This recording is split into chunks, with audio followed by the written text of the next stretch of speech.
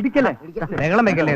അയ്യോ, ആരും ബഹളം വെക്കരുത്. അകത്ത് രാമനാഥ മാഷ് ചർച്ചയിലാണ്. ക്യൂ പാലിക്കൂ. ആരും ആക്രാന്തം കാണിക്കരുത്. Q പാലിക്കൂ please. എന്തെങ്ങനെ എന്റെ പകുതി എല്ലാവരും എത്തിയിട്ടുണ്ടല്ലോ. കയ്യിൽ ഒരു പാത്രം പിടിച്ചോണ്ട്. സൂചി കുത്താൻ ഇടവില്ലല്ലോ. നീ വന്നേ. അവിടെ നിൽക്ക.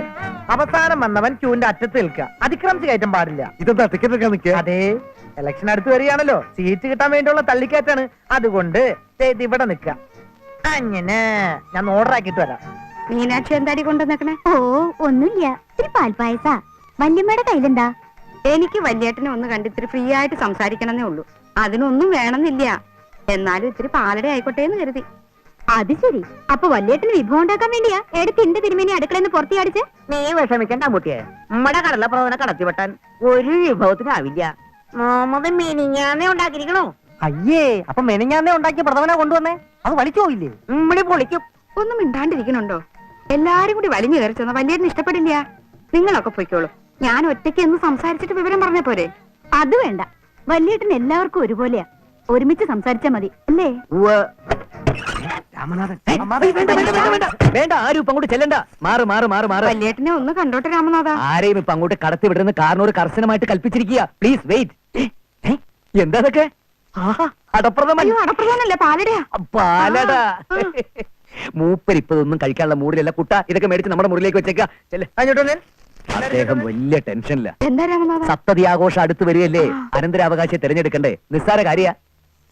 ഞങ്ങൾ അതേ കുറിച്ച് വിശദമായ ഒരു ചർച്ച നടത്തി. എന്നോട് അഭിപ്രായം ചോദിച്ചു. ഇതൊന്ന് തിന്നോട്ടെപ്പാ. എന്തു പറയാൻ, പലതും ഉരുത്തിരിഞ്ഞു. എന്തായാലും ഒരു സൂചന കിട്ടിയിട്ടുണ്ട്. എന്ത് സൂചന കിട്ടിയിരിക്കണേ? പറയാം. ഒന്ന് മൂത്രം ഒഴിച്ചോട്ടെ. ആരാണാവോ പുതിയ അവകാശി? രാമനാഥ, സ്വല്പം സ്പീഡ് കൂട്ടിക്കോ. ഇതെന്താ ആനമൂത്രം ഒഴിക്കും പോലെ? കുറച്ച് വെള്ളം ഒഴിച്ചേക്കണേ. പിന്നെന്താ മീനാക്ഷി, കുറച്ച് വെള്ളം ഒഴിച്ചേക്കണേ. മോനെ രാമനാഥ, എന്താ പറയാമെന്നേ. വഴി മന്ത്രിയുടെ പിയുടെ പേരെന്തെന്ന് പറഞ്ഞേ? രാമകൃഷ്ണൻ. കുലീനത്വം, തറവാടിത്തം, കാര്യശേഷി, കുശാഗ്രബുദ്ധി, ഇതൊക്കെ ഒത്തിണങ്ങിയ ഒരാളെ പരിഗണിക്കുന്നുണ്ട്. അതാരാ? ഈ തറവാട്ടിലുള്ള എല്ലാവർക്കും ആ ഗുണങ്ങളൊക്കെ ഉണ്ടല്ലോ. എന്നാലും അദ്ദേഹത്തിന്റെ മനസ്സിലൊരാളുണ്ട്. ഇനിയിപ്പോ ആള് തന്നെ വേണോ ഇല്ല മറ്റൊരാളെ കുറിച്ച് ചിന്തിക്കണോ എന്നുള്ള ആശയക്കുഴപ്പത്തിലാണ് ഞങ്ങള്. ചിലപ്പോ അത് കുഞ്ഞുലക്ഷ്മി അമ്മ ആയിക്കോടുന്നില്ല. അയ്യോ, എന്റെ പരദൈവങ്ങളെ, വല്യേട്ടന്റെ ഒരു കാരുണ്യോ ആവണമെന്നില്ല. കാർത്തിയാനി അമ്മയാകാം. അയ്യോ, ഞാനോ? ശത്രുവേട്ടനാകാം, ശങ്കരൻകുട്ടി ചേട്ടനാകാം, തിരുമേനിയാകാം. എന്തിന് കോന്തുണ്ണി മാമയ്ക്ക് വരെ ചാൻസ് ഉണ്ട്. അയ്യോ, അപ്പൊ ചുരുക്കത്തിൽ എല്ലാവർക്കും ആശയ്ക്ക് വകയുണ്ട്. എന്നാലോട്ട് ആരും ഒന്നും പ്രതീക്ഷിക്കുകയും വേണ്ട. അതായത് അതേലിട്ട കോണാമ്പോൾ. പക്ഷേ അതൊന്നും അല്ല ഇവിടെ പ്രശ്നം. സപ്തതി ആഘോഷ ദിവസം ഞാനാണ് അനന്തരാവകാശി എന്നും പറഞ്ഞ് ഏതെങ്കിലും ഒരുത്തൻ ഇങ്ങോട്ട് കയറി വന്നാലോ? അങ്ങനെ ആര് വരാനാ? കാരണം ഒരു ബ്രഹ്മചാരിയാണെന്നൊക്കെ പറയുന്നുണ്ടെങ്കിലും ഏതെങ്കിലും ഒരു സാഹചര്യത്തില് ആ ബ്രഹ്മചര്യത്തിന് ഒരു വീഴ്ച വന്നിട്ട് ഒരു അവകാശം ജനിച്ചിട്ടുണ്ടെങ്കിൽ, അതായത് ഒരു മകൻ.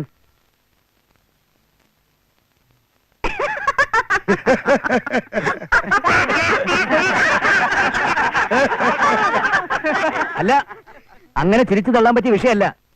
നമ്മൾ ഈ സിനിമയിലൊക്കെ കാണുന്ന പോലെ സകല തെളിവുകളും റെക്കോർഡുകളും ഒക്കെ ആയിട്ട് അവസാന നിമിഷം ഒരുത്തൻ രംഗപ്രവേശം ചെയ്താലോ?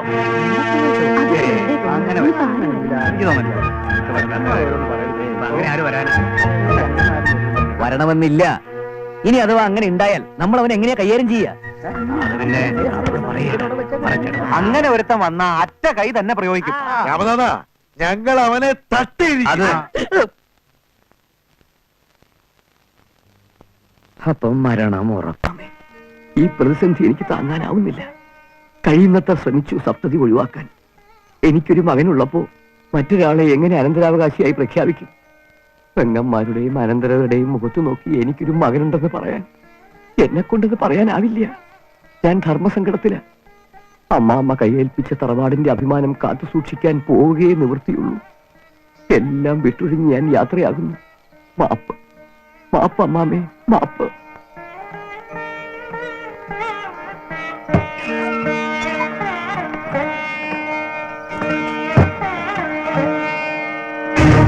അങ്ങിങ്ങോട്ട്. ഇത് ഭീരുത്വമാണ്. സപ്തതി ആഘോഷത്തിന്റെ ക്ഷണക്കത്ത് മുഴുവൻ അടിച്ചു കഴിഞ്ഞു. മറ്റൊരുക്കങ്ങളൊക്കെ പൂർത്തിയായി. ആ മുഹൂർത്തം നാട്ടുകാർ ഉറ്റു നോക്കിയിരിക്കുക. നാട്ടുകാർക്കല്ല, നിനക്കാണതിൽ താല്പര്യം, നിനക്കാണ് നേട്ടം. അങ്ങ് ക്ഷോഭിക്കരുത്.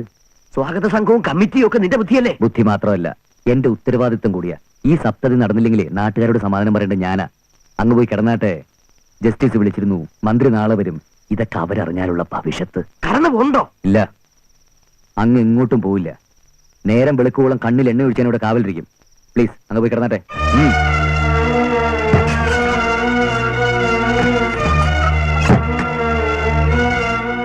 ആ മനുഷ്യനെ നീ ഇങ്ങനെ വേദനിപ്പിക്കരുത്. കുറച്ച് വേദനിക്കട്ടെ. 30 വർഷം എന്റെ അമ്മ വേദനിച്ചതല്ലേ, ഒരു പങ്ക് അനുഭവിക്കട്ടെ. രാമനാഥ, അമ്മാമ്മ വിഷമിക്കാതിരിക്കുക. എല്ലാം ശുഭമായി തന്നെ കലാശിക്കും. പക്ഷേ രാമനാഥ, നിന്റെ മനസ്സിലിപ്പോ നടക്കില്ല.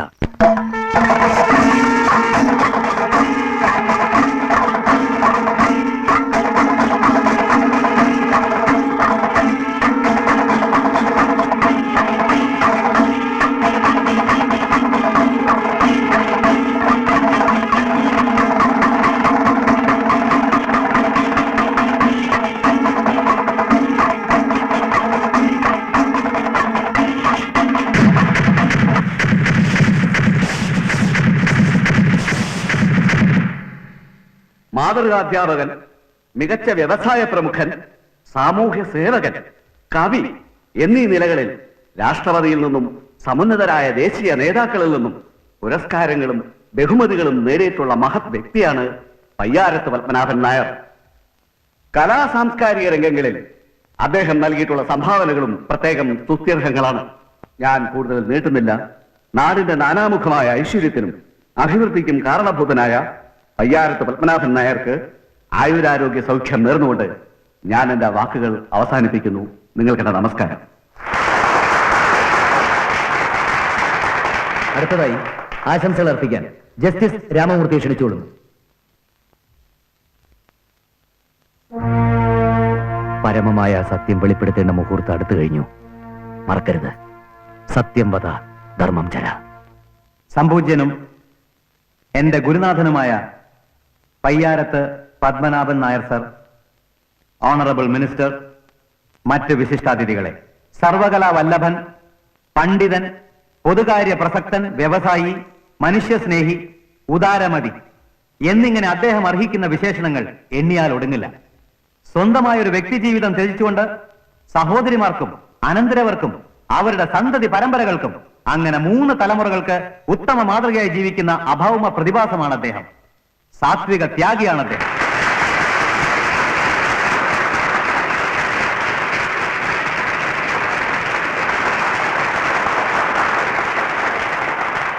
ഇങ്ങനെ ഒരു സാത്വിക ത്യാഗിയാകാൻ അദ്ദേഹത്തിന് എങ്ങനെ കഴിയുന്നു? അദ്ദേഹം മുറുകെ പിടിച്ച ജീവിത മൂല്യങ്ങൾ, നിഷ്ഠ, ബ്രഹ്മചര്യ വ്രതം. ദ്വാപരയുഗത്തിലെ ഭീഷ്മർ കഴിഞ്ഞാൽ നമ്മൾ അടങ്ങുന്ന ഈ സമൂഹത്തിൽ നമ്മൾ അറിയുന്ന ഒരു നിത്യബ്രഹ്മചാരിയേ ഉള്ളൂ. അത് കലിയുഗ ഭീഷ്മരായ പയ്യാരത്ത് പത്മനാഭൻ നായരാണ്.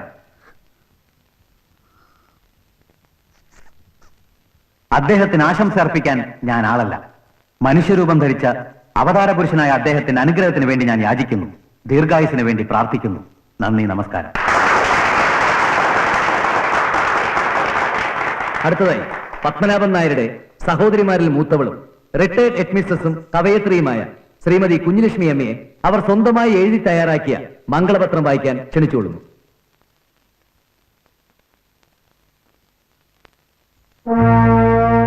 ജനങ്ങൾ അങ്ങയുടെ നാവിൽ നിന്നും സത്യം കേൾക്കാൻ കാതോർത്തിരിക്കുന്നു. അടുത്തത് അങ്ങയുടെ ഊഴമാണ്. സത്യമേവ ജയതേ.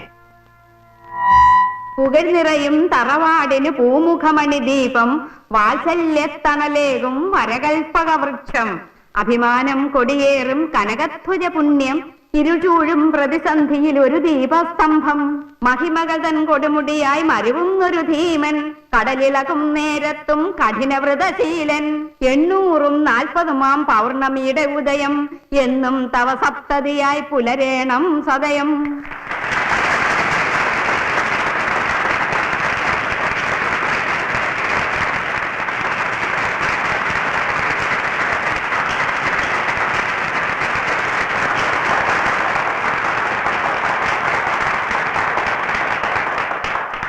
അനുഗ്രഹീതമായ വാഗ്ധോരണി കൊണ്ട് നമ്മെ അനുഗ്രഹിക്കാനും അനന്തരാവകാശിയെ പ്രഖ്യാപിക്കാനും പയ്യാരത്ത് പത്മനാഭൻ നായരെ ക്ഷണിച്ചുകൊള്ളുന്നു.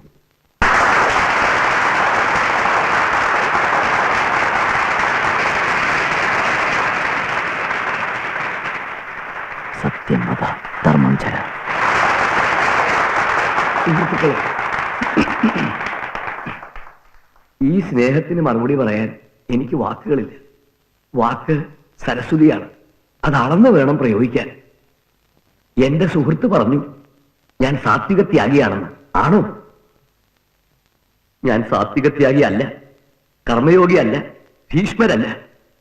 പയ്യാരത്ത് പത്മനാഭൻ നായർ ഒരു സാധാരണ മനുഷ്യനാണ്, പച്ചയായ മനുഷ്യൻ. ഒരു മനുഷ്യന് ജീവിതത്തിൽ ഒട്ടേറെ കടമകളും കർത്തവ്യങ്ങളും ചെയ്യാനും ചെയ്തു തീർക്കാനും ഉണ്ടാവും. എന്നെ സംബന്ധിച്ചിടത്തോളം ഒരു സുപ്രധാന കർമ്മം എനിക്ക് ബാക്കിയുണ്ട്. പയ്യാരത്ത് തറവാടിന്റെ താക്കോൽ, ദി സാഡിൽ, കടിഞ്ഞാൻ കൈമാറണം.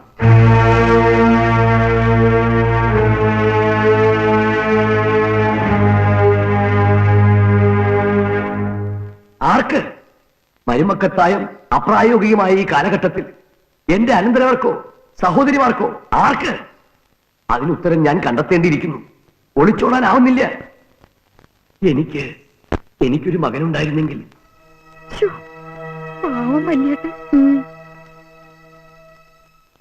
അങ്ങനെയൊരു മകനില്ലല്ലോ. ഉണ്ട്, എനിക്കൊരു മകനുണ്ട്.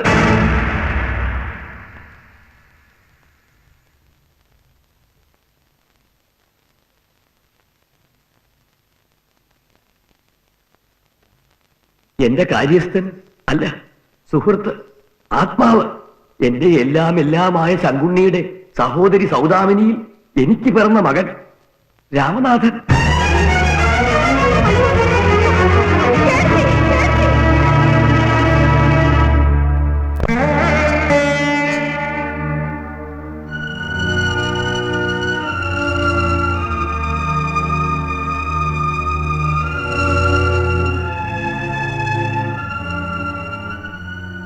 അച്ഛാ,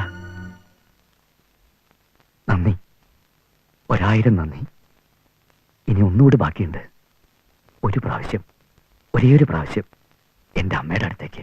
എടാ രാമനാഥ, പയ്യാരത്ത് പത്മനാഭൻ നായർ എന്നല്ല, അയാളെ തന്തയുടെ തന്ത പറഞ്ഞാലും നിന്നെ ഇനി തറവാട്ടിൽ താമസിപ്പിക്കില്ല.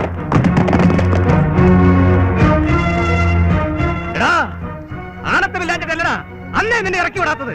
ഇയാളെ അനുസരിച്ചിട്ടാ ദൈവത്തെ പോലെ ആരാധിച്ചു. ഇപ്പോഴാ മനസ്സിലായത് ചെട്ടിയാണെന്ന്. ഇപ്പൊ തന്ത കൂട്ടിനുണ്ടെന്ന ധൈര്യമാവും നിനക്ക്. അതങ്ങ് മനസ്സിൽ വെച്ചാ മതി. എടാ, അപ്പ കണ്ടവൻ അച്ഛാന്ന് വിളിക്കുന്ന സ്വഭാവം ഞങ്ങൾക്കില്ല. ഓ, ഇനി അനന്തരമാരും വേണ്ടല്ലോ. ഞങ്ങളൊക്കെ പുറത്ത്, മകനകത്ത്. ഇത് നടക്കില്ല. അയാളെവിടെ? അയാളെവിടെ? വിടി. മംഗളപത്രം, സാത്വികത്യാഗി, കർമ്മയോഗി. ഈശ്വര, ഇത് എഴുതി എന്റെ കൈ ഒടിഞ്ഞു പോട്ടെ. ദുഷ്ട, നിങ്ങൾ മുടിഞ്ഞു പോകും. കുഞ്ഞുലക്ഷ്മി, വിളിക്കരുതെങ്ങനെ? അങ്ങനെ വിളിക്കാൻ അവകാശപ്പെട്ടയാൾ മരിച്ചുപോയി. കുഞ്ഞുലക്ഷ്മി അമ്മേ, താൻ മിണ്ടി പോരുത്. കൂട്ടിക്കൊടുക്കുവാനാ താൻ. ഞങ്ങളുടെ സംബന്ധക്കാരോടൊക്കെ എന്താ മറുപടി പറയേണ്ടത്? നീ ഒന്നും പറയണ്ടടി. ഓന്തുണ്ടിയായിരുന്നു നീ ഉറങ്ങില്ല. എന്തായിരുന്നു വയ്യാരത്തെ പെണ്ണുങ്ങളുടെ അഹങ്കാരം? വലിയ മാമ ദൈവാണ്, വലിയേട്ടൻ കോപ്പാണ്. അയ്യോ, നിന്നെ ഞാൻ. മനസ്സിലായി പയ്യാരത്തെ അന്തസ്. എവിടെയോ കിടന്നൊരു തെണ്ടി അവകാശിയാണ് പോലും. ഞങ്ങളൊക്കെ അന്തസ്സുള്ള തറവാട്ടിൽ പിറന്നവരാ. ഒളിച്ചും പാത്തും മക്കളെ. ഓ, ഒരു തറവാട്ട് പാരമ്പര്യം. എന്തൊക്കെയായിരുന്നു നിയമങ്ങള്? പുകവലിച്ചുകൂടാ, മദ്യപിച്ചുകൂടാ, മീശ വെച്ചുകൂടാ. ഇതാവല്ലേ? ഇനി ഇയാളോട് എന്താ പറയാനുള്ളത്? ഇന്ന് ഇയാളുടെ സ്ഥാനം ഉണ്ടല്ലോ. എടോ, പയ്യാരത്തെ പട്ടിക്ക് തുല്യമാ. മതി, ഇനി എന്റെ വല്യമ്മയെ കുറിച്ച് ഒരു അക്ഷരം പറഞ്ഞു പോരുത്. നന്ദി കിട്ടു വർഗം. പോടി അവിടുന്ന്. ആർക്കാടി നന്ദി വേണ്ടത്? ഈ കുടുംബത്തോട് നന്ദി ഉണ്ടായിരുന്നെങ്കിൽ ഈ പണി ചെയ്യുമായിരുന്നോ? മക്കളെന്നും പറഞ്ഞ് തെണ്ടി തെന്നി വരാൻ ഇനിയുണ്ടോ ആരെങ്കിലും? നാടിനുള്ള സംബന്ധം കാണാൻ കെട്ടവൻ. പറഞ്ഞില്ലല്ലോ ആരും ബ്രഹ്മചാരിയായിട്ട് ജീവിക്കാൻ. അവളേക്ക് പാർപ്പിച്ചുകൂടായിരുന്നു. ചെയ്യായിരുന്നു, മോഹം ഉണ്ടായിരുന്നു, അതിനുള്ള മനസ്സുണ്ടായിരുന്നു, ചെയ്തില്ല. ഈ തറവാടിനെ ഓർത്ത്, നിങ്ങളെ ഓർത്ത്, ആ ഒരു തെറ്റ് മാത്രമേ ഞാൻ എന്റെ ജീവിതത്തിൽ ചെയ്തിട്ടുള്ളൂ. ഇനി ഭഗവത്ഗീത പദ്യം പറഞ്ഞുണ്ടല്ലോ, എന്റെ വായിന്ന് ഭരണിപ്പാട്ട് കേൾക്കും. അമ്മായി, പറയേണ്ടത് അങ്ങോട്ട് പറയേ. അതെ, ഞങ്ങളെ അടക്കി ഭരിച്ചതൊക്കെ മതി. ഇനി താങ്ങും തണലും ഒക്കെ ഞങ്ങൾ ഉണ്ടാക്കിക്കൊള്ളാം. ഞങ്ങളുടെ ഓഹരി കൂടെ വീതം വെച്ച് തന്നേക്ക.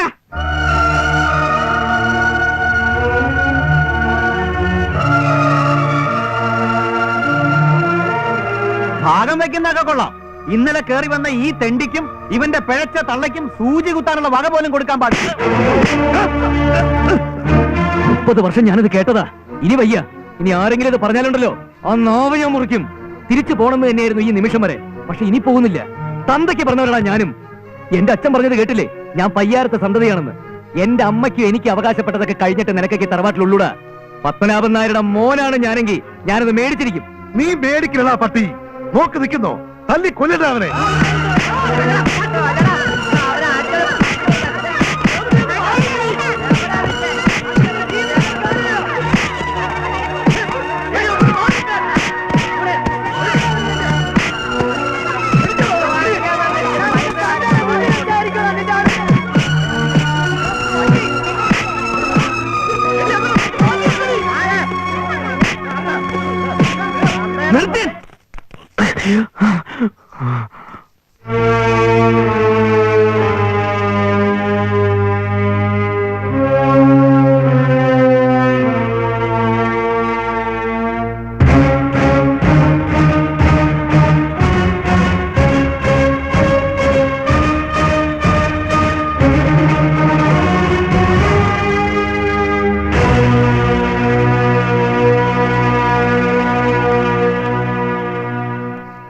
ഇത്രയും കാലം പെങ്ങന്മാർക്കും അനന്തരവർക്കും വേണ്ടി ജീവിച്ച എനിക്ക് ഒരു മകനുണ്ടെന്നറിഞ്ഞപ്പോ സഹിക്കണില്ല അല്ലേ?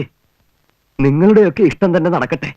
പെട്ടി മുറിച്ചേക്കാം, ഭാഗം വെച്ച് തന്നേക്കാം. ഓപ്പലെ ഒരു ഭാഗപത്രം. തറവാട് മില്ലുമാ വിലപ്പെട്ട സ്വത്തുക്കള്. അതിനെക്കുറിച്ച് ഒരു അക്ഷരം ഭാഗപത്രത്തിൽ പറഞ്ഞിട്ടില്ല. എടോ, എന്റെ 45ാമത്തെ വയസ്സില് ഈ വിദ്യാഭ്യാസത്തിനെ ഞാൻ കെട്ടിയത് ഇവരുടെ മോന്റെ കുടുംബമുഖമേ കണ്ടിട്ടല്ല, സ്വത്തിന് വേണ്ടി തന്നെയാ.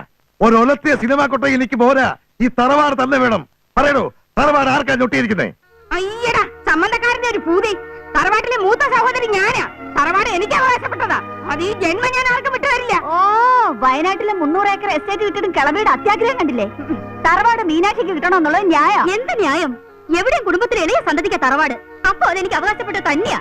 എന്നിട്ട് ഔദാര്യം പോലെ എഴുതി വെച്ചേക്കണു ഒരു തുണിക്കട. ടൗണിന്റെ സെന്ററിൽ ഒരു തുണിക്കട കിട്ടിയാ പുളിക്കോ? അത് വേണ്ടെങ്കിൽ ഇങ്ങോട്ട് വന്നേക്ക്. അയ്യടാ, അത്യാഗ്രഹം.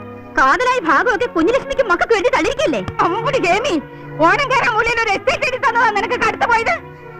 വെറുതെ അല്ലടി നീ മച്ചയായി പോയത്. പയ്യാരത്തുകാരുടെ മില്ല് മില്ലാക്കിയതേ ഈ ശ്രീധരന്റെ കഴിവാ. എനിക്ക് പെട്രോൾ പമ്പ് മാത്രം പോരാ, മില്ലും കിട്ടണം. പറയണോ വക്കീലെ, മില്ലാർക്കാ? പറയാം, നിങ്ങളൊന്ന് സമാധാനപ്പെട്. താനൊരു കുന്തം പറയണ്ട. ശ്രീധര, തലയിരിക്കുമ്പോ വാലാടണ്ട. മില്ല് ഞാൻ ആർക്കും വിട്ടുതരില്ല. തറവാട് ഞാനും വിട്ടുതരില്ല. മില്ലും തറവാടും കുടുംബക്കാർക്ക് തന്നെയാ. സംബന്ധക്കാരും അതിന് മുട്ടണ്ട.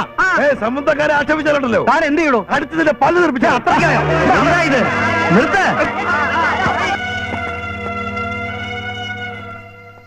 നിങ്ങൾ അറിഞ്ഞിരിക്കേണ്ട ഒരു പ്രധാന നിയമപ്രശ്നമുണ്ട്. തറവാടും മില്ലും സംബന്ധിച്ചാണല്ലോ നിങ്ങളുടെ പ്രധാന തർക്കം. അത് ഭാഗപത്രത്തിൽ വ്യവസ്ഥ ചെയ്യാത്തതിനും കാരണമുണ്ട്. അതങ്ങോട്ട് പറഞ്ഞു തൊലക്കണോ? മില്ലും തറവാടും അടച്ചവില്ല. അടച്ചമില്ലോ? ആരാണ് അടച്ചത്? പയ്യാരത്ത് പത്മനാഭൻ നായർ. അതായത് മില്ലിന്റെയും തറവാടിന്റെയും ഭാഗപത്രം ഭദ്രമായി സീൽ ചെയ്ത് ലോക്കറിൽ സൂക്ഷിച്ചിരിക്കുക. അദ്ദേഹത്തിന്റെ മരണശേഷം മാത്രമേ ലോക്കർ തുറക്കാനും വ്യവസ്ഥ വായിച്ചറിയാനും നിയമമുള്ളൂ. അതാണ് അടച്ചവില്ല്. അടച്ച വില്ലുണ്ടാക്കി തന്റെ മുഖം അടച്ചും തരിക വേണ്ടത്.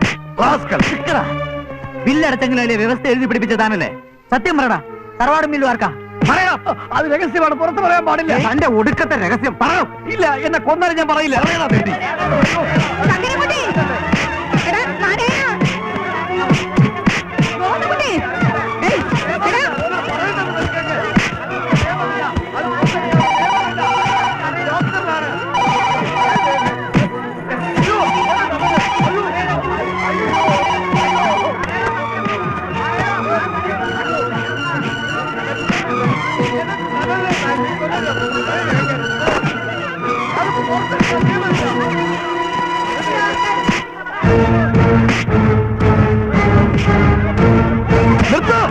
ഒന്ന് നിർത്തുന്നുണ്ടോ?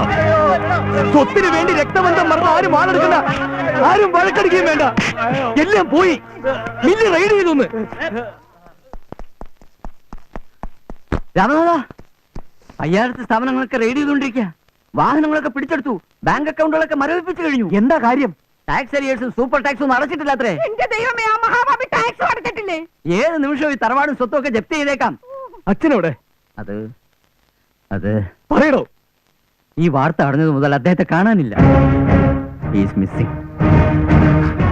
ദൈവമേ, എന്റെ വല്യമ്മക്ക് എന്ത് പറ്റിയോ? നിങ്ങൾ എന്താ വേണ്ടെന്ന് വെച്ചാ ചെയ്യാം. ഞാൻ അദ്ദേഹത്തെ തേടി പോവാ. ഇനിയിപ്പോ എന്താ ചെയ്യാ? തറവാട് സ്വത്തുക്കളെല്ലാം എത്തിക്കാൻ പോകും. കണക്കൂടെല്ലാം തെറ്റി. എന്തെങ്കിലും ഒരു പരിഹാരം പറയണേ.